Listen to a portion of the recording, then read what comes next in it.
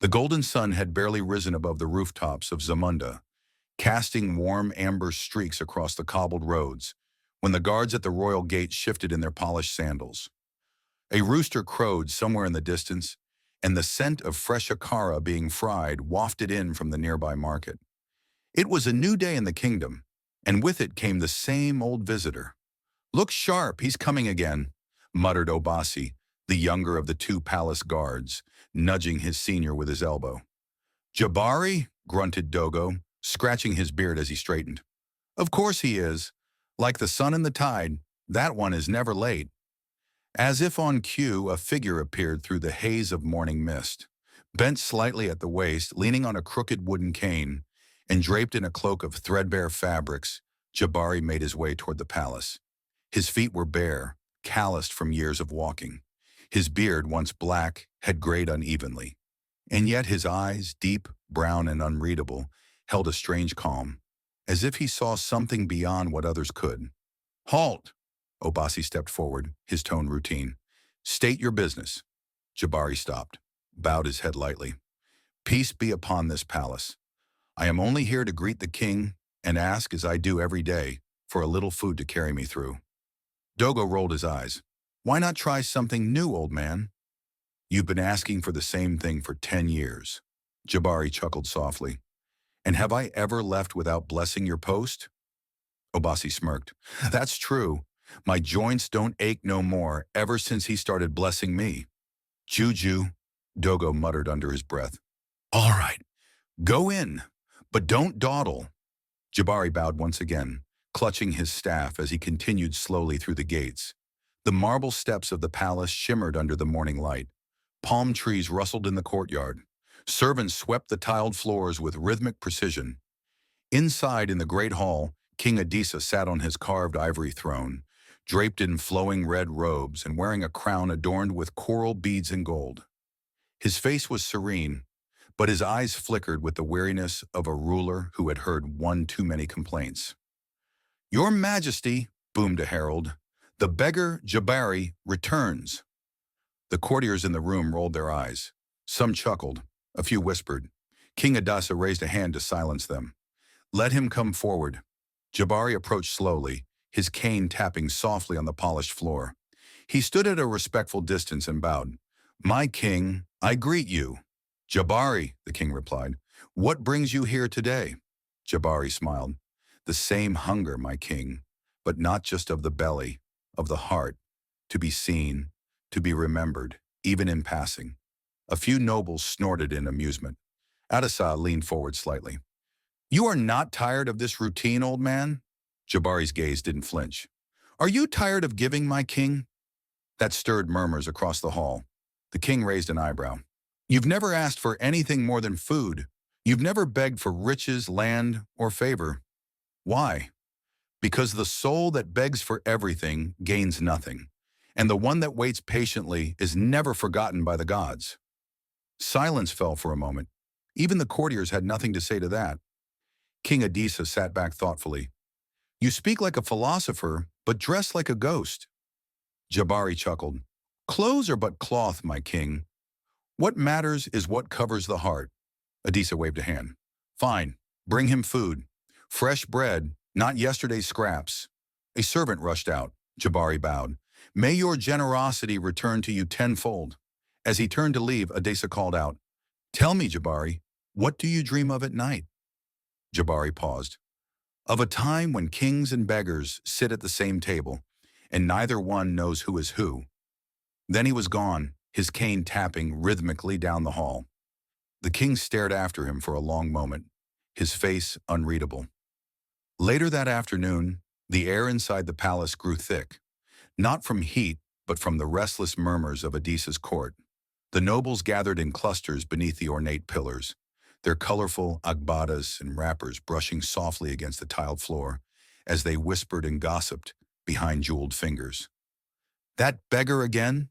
grumbled Chief Madhu, stroking his heavily oiled beard. "This is a palace, not a soup kitchen." "I heard the king gives him warm bread now," muttered Lady Alucci, her golden head wrap towering like a crown. "What next? A seat beside the throne?" It's disgraceful, said Minister Eniton, to let a man of no title, no house, no standing waltz into court every morning like he's an advisor. King Adisa sat on the throne, pretending not to hear them. But he heard every word. He always did. His royal scribe, Jide, stepped forward cautiously. My king, if I may? Adisa nodded slightly. I understand your heart is generous, but the people are watching. Some wonder why you indulge this man. They say it weakens the image of the crown. Adisa glanced toward the open courtyard, where a light breeze fluttered the royal banners. He's harmless, Jide, and wiser than most of the men in this room. But sire, Jide pressed gently, why does he come? Every day. For 10 years? Adisa sighed. That is what makes him interesting. Others come to demand. He comes with humility.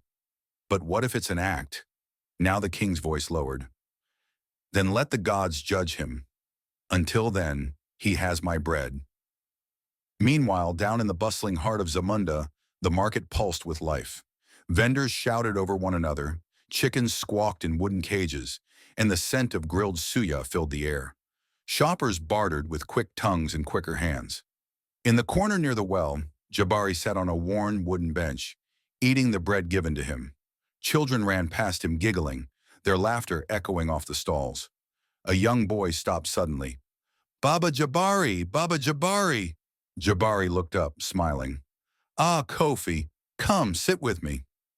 The boy, no older than 10, sat beside him, staring hungrily at the bread. Jabari tore off a generous piece and handed it to him. Eat. Thank you, Baba, the boy said, chewing eagerly. Why does the king feed you every day? Jabari chuckled. Perhaps he sees something in me that others do not. Like what? Jabari leaned closer. Like a mirror. Kofi scrunched his face. But you don't look like the king. No, my boy, but sometimes we carry parts of each other without knowing it. Before Kofi could ask more, a group of young men passed by. One of them scoffed loudly. Still pretending to be a philosopher, old man? Jabari didn't look up. You should be grateful the king doesn't see through you, the man sneered. Or maybe he just likes feeding strays. Jabari simply smiled and broke off another piece of bread. To feed a stray is to feed a soul, he said softly. Queen Amina reclined on a chaise near her window, a delicate cup of zobo in her hand. Her handmaidens hovered nearby, but her attention was fixed on the garden below. The king entered, unannounced. Only she could command that privilege. You're troubled, she said, not turning. I'm surrounded by noise, he replied, and silence would be more useful. She turned now, raising an eyebrow. Jabari? Again, she smiled faintly. You're fond of him. He speaks as if he knows more than he lets on. Maybe he does. Adisa narrowed his eyes. Do you believe he's more than a beggar? Amina took a sip, then said softly, I believe in listening to the ones everyone else ignores. Adisa nodded slowly, his thoughts heavier than before. The sky above Zamunda began to darken, not from clouds but from the heaviness that now lingered in the air. That evening, as the oil lamps were lit one by one, and the guards resumed their evening shift, King Adisa remained seated in the royal courtyard, gazing at the koi fish swimming in the marble pond. His reflection rippled as he dropped tiny bits of roasted groundnut into the water. You don't speak as much these days, my king, came a gentle voice from behind. It was Ayo, the king's boyhood friend and current captain of the royal guard. Adisa smiled faintly.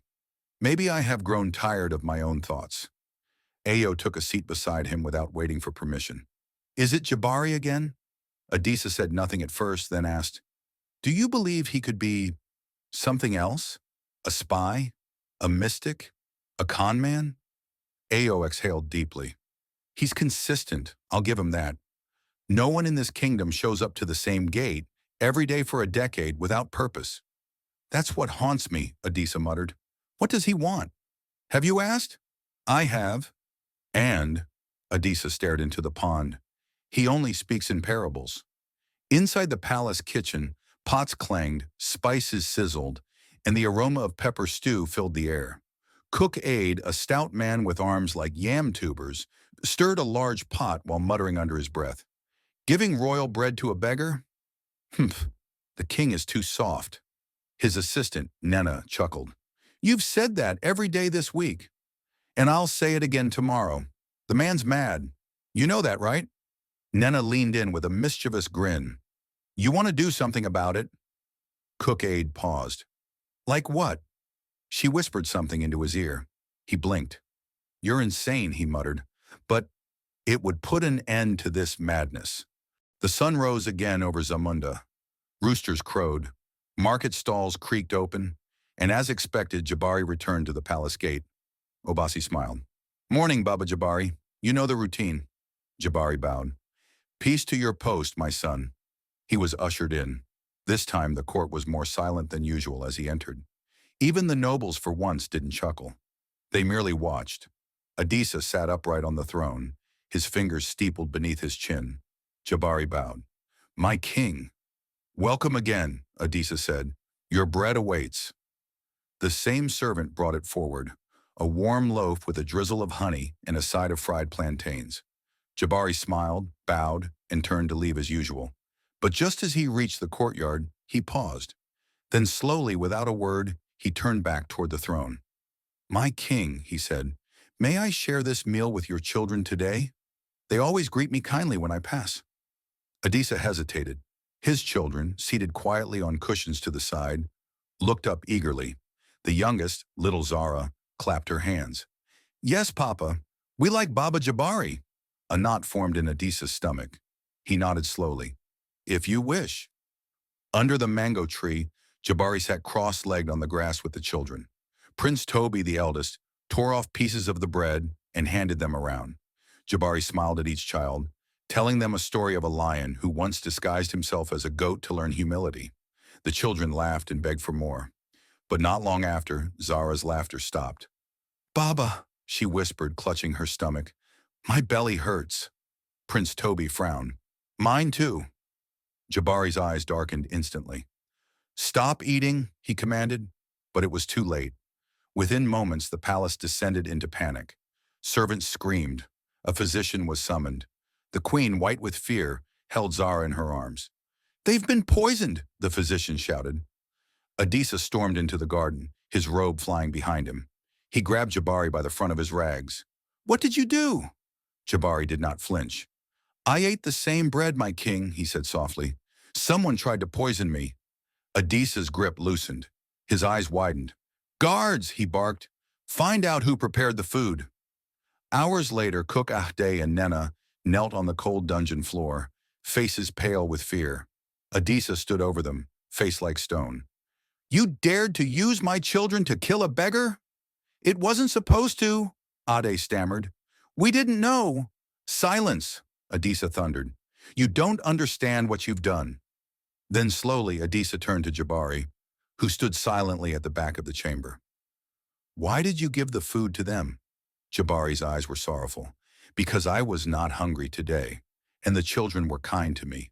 But it seems kindness has become dangerous in this palace. 40. The air in Zamunda was heavy with rumors. By the third day after the poisoning, the entire kingdom buzzed like a hive of hornets. In the markets, women clutching baskets paused mid-bargain to exchange hushed tales. Children carried news between neighborhoods like wind-blown leaves.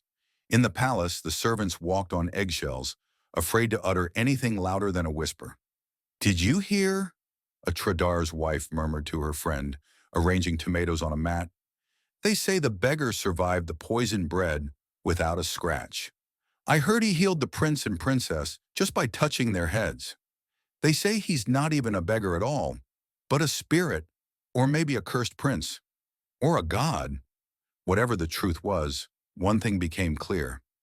Jabari was no ordinary man. King Adisa sat beneath the wide branches of an old almond tree, staring blankly into space. The queen sat beside him, holding Zara gently in her lap while Prince Toby sketched shapes in the sand. Adisa's trusted friend Ayo approached and bowed. The people are talking. I know, the king said quietly. They say Jabari has powers, that he's divine.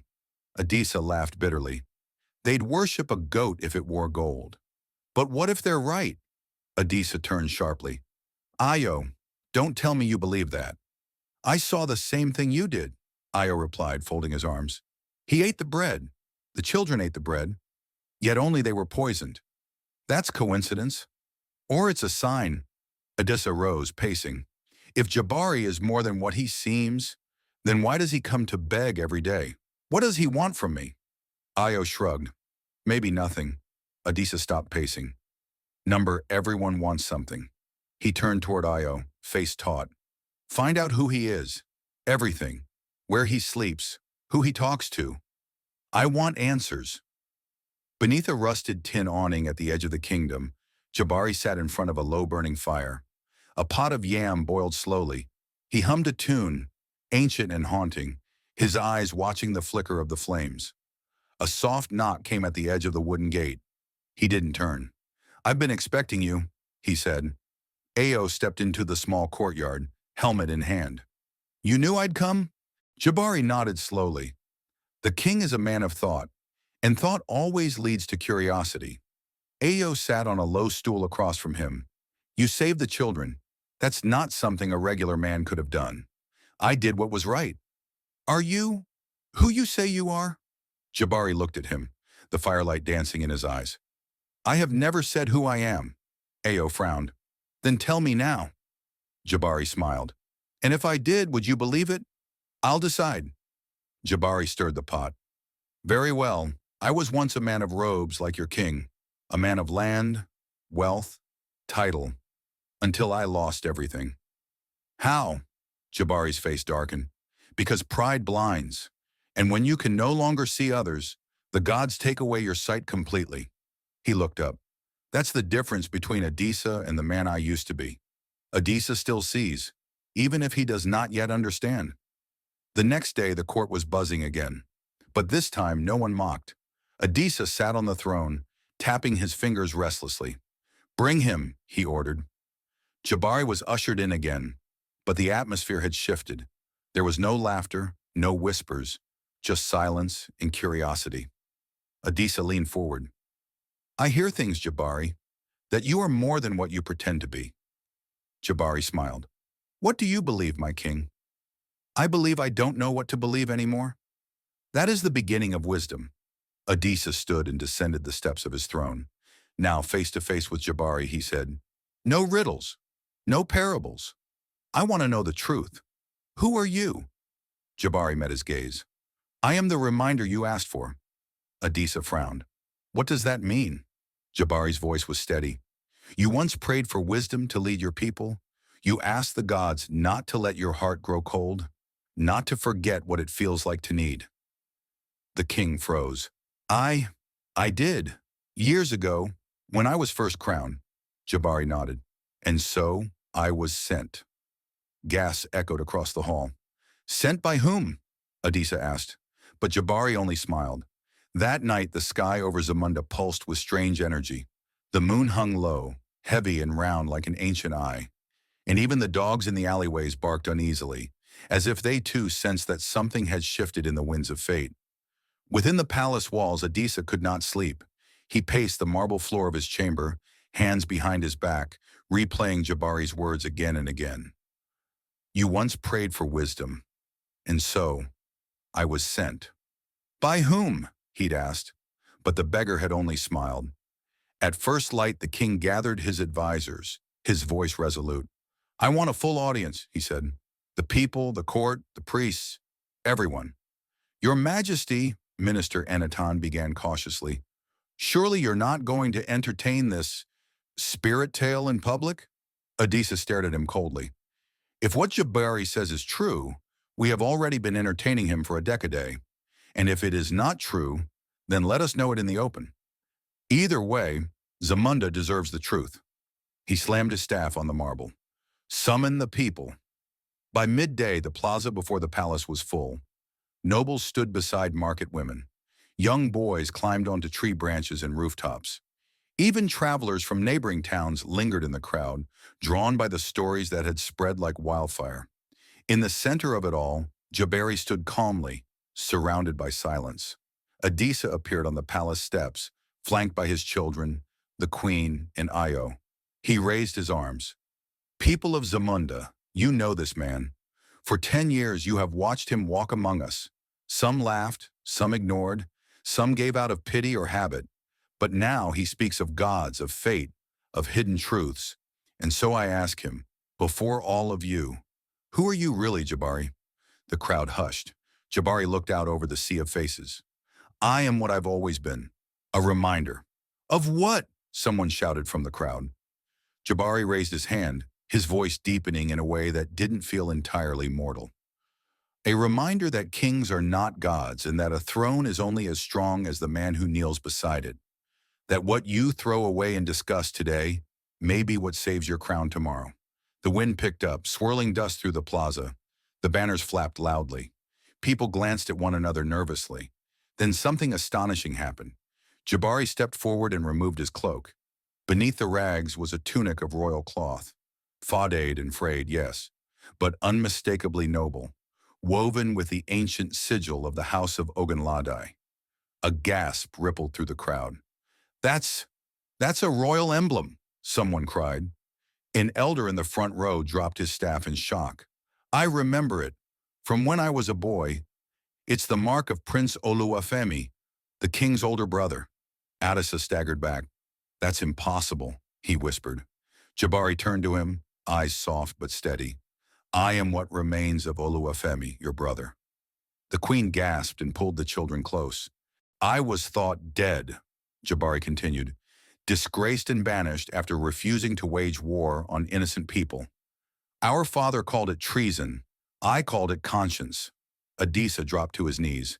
You were the warrior they spoke of, the one who vanished in the Northern Rebellion. Jabari nodded. I did not vanish. I was cast out. I wandered. I learned. And when our father died, I returned. Not to reclaim the throne, but to test the heart of the man who now sits upon it. The entire court fell to silence. The fire crackled in the royal hearth. Adisa sat with Jabari, no longer ragged, but still clothed in humility. I don't know what to say, Adisa murmured. You lived among us all these years. Why didn't you tell me? Jabari sipped from a clay cup. Because truth given too early becomes pride. I needed to see who you were without knowing who I was. And now that you know, Jabari turned to him, smiling faintly. Now I see a man who is still learning, as every good king should. Adisa chuckled sadly. Will you stay? Jabari shook his head. I have no desire for power. Let me go back to the streets.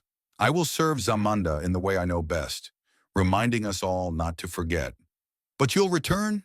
Jabari nodded. Every morning. Zamunda was alive with the sound of drums that night. The people had gathered in the palace courtyard for a feast in honor of Jabari's revelation. Food flowed freely, dancers twirled in bright wrappers, and the air smelled of roasted yam and peppered goat meat. But while the kingdom rejoiced, King Adisa remained quiet. He stood at the edge of the celebration with Io by his side, watching the flames flicker. He doesn't want power, Adisa said, yet he commands more respect in silence than I do from a throne. Io smiled. That is his power. Before the king could reply, a dust-covered rider burst through the palace gate on horseback. Your Majesty, he shouted, jumping off his horse and kneeling. Urgent word from the northern borders. Adisa's heart clenched. Speak, the man panted. The kingdom of Burunda approaches with war drums. They've crossed the river Nyami. They're armed and advancing. A hush fell over the courtyard. Burunda? Ao repeated. But we have peace treaties with them. They have broken it, the messenger replied.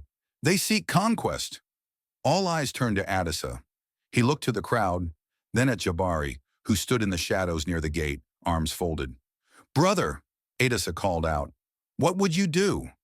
Jabari stepped forward slowly, his face unreadable. I would speak to them, he said. They've declared war, Ao snapped. There is no talking to men who come with spears. Jabari shook his head. Men with spears only listen to one thing, strength of heart. By dawn, the palace war room had been converted into a strategy chamber. Maps of Zamunda and its surrounding regions covered the walls, and generals paced restlessly, arguing over numbers and supply routes.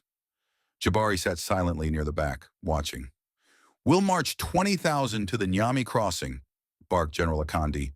We strike before they reach the capital. Foolish, countered another general. We should defend the city walls and prepare the archers. Adisa turned to Jabari. You haven't said a word. Jabari rose. Because none of this matters if you don't understand why they're coming. The room quieted. They want land, said a commander. No, Jabari said. They want your people to fear, not fight. If you respond with violence alone, you feed their fire. Then what do you suggest? Akande scoffed. Send me, Jabari replied, alone, to meet their king. The room exploded in protest. That's madness. They'll kill you. You're not even armed. But Adisa raised a hand. Let him speak, Jabari continued, calm as ever. They don't expect peace. They expect blood. But if I walk into their camp without fear, without an army, they will pause. And in that pause, I will find the man behind the sword. Adisa stared at him, eyes searching. And then, with a deep breath, he nodded. A day later, Jabari stood before the Burundian king's tent, escorted by 2 stunned soldiers who had found him walking alone across the Niemi Bridge. Inside, King Malabo, tall, cruel-eyed, and draped in iron-spiked armor, rose from his throne. You're the one they sent? He asked, his voice mocking. A beggar? Jabari bowed. A reminder. Malabo laughed. Of what? Jabari stepped closer. That even kings bleed, and that the wise man learns to rule without drawing his sword. The room tensed. Soldiers reached for their weapons. But Malabo was intrigued. You came alone? Yeah, no guards. No fear. Malabo narrowed his eyes. And why shouldn't I kill you now? Jabari smiled. Because you're tired. I see it in your eyes. You've ruled by war for too long. But peace is a legacy only the strongest kings leave behind. Malabo stared at him, and for a long moment he said nothing. Then he sat back down. Go back to your king, he said. Tell him, I will speak with him. Jabari returned to a hero's welcome, but he didn't bask in the cheers. He walked straight into the palace hall, dust still clinging to his cloak. Adisa rose from the throne. What did he say? Jabari smiled. He will parley, but you must go yourself. Adisa nodded. Then I will. The early morning sun painted long golden shadows over the fields as King Adisa and Jabari rode out of Zamunda together. No guards, no procession, just 2 brothers on horseback, one born of the crown, the other shaped by exile. The city watched them leave in silence. From balconies and rooftops, the people gazed in awe. To see their king riding beside a man once called a beggar, once mocked at every gate, now honored as the kingdom's peacemaker, was something few could comprehend. Even the wind seemed to hold its breath. The horses trotted along the forested road, the leaves above whispering secrets only the birds could understand. For a long time, the 2 men rode in silence, until Adisa finally spoke. You never resented me? Jabari glanced sideways. For what? For becoming king, while you were cast out. Jabari smiled faintly. Resentment is for men who believe they deserved more than they were given. I had peace. You had power. Each comes with its own burden. Adisa looked down at the reins in his hands. You could have ruled better than I did. No, Jabari said. I would have ruled differently. Better or worse, that is not for us to decide. Adisa chuckled. You always did speak like a priest. Jabari laughed too. And you still command like a boy who never grew out of his father's shadow. The 2 men shared a warm silence, one forged by pain, distance, and deep understanding. Then Adisa asked, Why did you really come back? Jabari grew quiet. Because I had a vision, he said at last. A voice in my dreams that said, Your brother's reign will define the fate of Zamunda, but it is your humility that will save it. Adisa stared ahead. I thought I was the one chosen by the gods. Jabari nodded. You were. But chosen does not mean perfect, it means willing. By dusk they reached the valley where Burunda's army had made camp. Spears and torches glittered in the dying light. The royal tent loomed at the center, surrounded by ranks of disciplined guards. A soldier stepped forward. You have no army. I brought a voice instead, Adisa said. The man stared at him for a long moment before nodding and leading them inside. Inside the tent, King Malabo sat on a throne of iron and animal hide. His generals flanked him, their hands resting on the hilts of their swords. Adisa stepped forward and bowed, not out of fear, but from dignity. King Malabo, he said, I come not with weapons, but with words. Malabo leaned back, studying him. You have courage, I'll grant you that. Jabari stepped forward beside Adisa. Now let's see if you have wisdom to match. Malabo narrowed his eyes. You speak boldly for a man of rags. Jabari smiled. A lion does not need silk to roar. Laughter rippled around the tent, but Malabo did not laugh. He leaned forward. What do you propose? Adisa drew a scroll from his robe and laid it on the table between them. A pact, he said. An alliance of trade, not blood. We open borders, we share resources, we send scholars instead of spies. Malabo's brow furrowed. And what does Zamunda gain? Adisa looked him in the eye. Peace. The tent grew still. Finally, Malabo sat back and said, Leave us. I will give my answer at dawn. That night, Adisa and Jabari camped near the river outside the Burundan tents. A small fire crackled between them as crickets chirped all around. Adisa leaned on a log. He may still say no. Jabari nodded. Then we return with honor, having offered peace. And if he accepts? Jabari smiled. Then Zamunda steps into a future few kingdoms ever achieve, one not forged by swords but by strength of spirit. Adisa stared into the fire. You could still come back to the palace, sit beside me as an advisor, a brother. Jabari shook his head slowly. I have no place in marble walls. My work is among the people, the broken, the forgotten. I'm not a king, Adisa. I'm the hand that taps the king's heart when it forgets how to feel. Adisa was silent for a long time. Then he reached out, placed a hand on Jabari's shoulder and said, Then promise me one thing. Anything. Never stop tapping. At dawn, the sky blushed with streaks of orange and pink, and a hush had fallen over the Burundan camp. Soldiers stood to attention. Even the wind paused, as if the very earth waited for the answer of a king. Inside the royal tent, King Malabo sat upon his throne, flanked by his council. King Adisa and Jabari stood side by side, calm but alert. Malabo held the scroll Adisa had offered the night before in his hand, rolled tight and untouched. I read your proposal, he said finally, his voice low and firm. I considered your words, and I must admit, I admire your courage. A murmur moved through his generals. But admiration is not enough, Malabo continued. Words are wind, intentions, fade. Trust must be earned. He stood and drew his sword, not in anger, but in ceremony. If you seek peace, he said, you must prove it. Adisa met his gaze. How? Malabo turned to a guard. Bring them. The tent flaps opened, and in walked two men, a prisoner from Zamunda, blindfolded and bound, and beside him, a young Burundan soldier, also bound, both forced to kneel. Gasps rose all around. This one, Malabo said, pointing to the Zamundan man, was caught stealing grain from our caravans. Under your law, he would be stoned. He turned to his own soldier. And this one struck a village elder in drunken rage. Under our law, he would lose his right hand. He looked at both kings. If you are truly men of peace, Malabo said, you will pardon each other's criminals. You will offer mercy in place of punishment. Adisa frowned. That's your test? No, Malabo said. That is only the first part.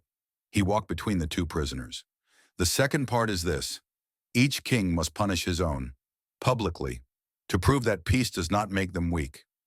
The tent fell into tense silence. Jabari's eyes narrowed. You wish to test our hearts by forcing us to choose between mercy and loyalty. Malabo nodded. Only men who can balance justice and compassion are fit to lead. Later that day, a stone circle was cleared in the center of the camp. Warriors and elders of both kingdoms gathered, forming a solemn audience. The two prisoners knelt before the circle, flanked by guards. Malabo stood with arms crossed. Adisa and Jabari stood opposite him, the air between them thick with tension. Malabo stepped forward. King Adisa, judge your man. The Zamundan prisoner lifted his head. He was young, maybe no more than 19. Dust clung to his face and his lips trembled. I stole, he admitted. I was hungry. My mother's farm was burned. I meant no harm. Adisa looked around at the gathered warriors, then at Malabo. Is this what you expect of a ruler? He asked aloud. To crush the weak in front of the powerful, so that we may appear strong? He stepped closer to the prisoner. Kneel, son. The boy dropped his head. Adisa raised his voice. In the eyes of war you are guilty, but in the eyes of peace you are desperate. I will not punish hunger. He untied the prisoner's binds himself. The boy began to sob. A murmur of surprise and respect rippled through the crowd. Malabo gave a faint nod. And now, your own. The Burundan soldier was brought forward. His face was hard, lips tight. I struck my elder, he growled. He insulted my family. Jabari stepped forward, not the king, and raised a hand. Let me. Malabo arched an eyebrow. Jabari looked at the young man. Strength is not in the fist, but in the control of it. You have shamed your lineage. I would take the punishment, the soldier said, lifting his hand. Jabari shook his head.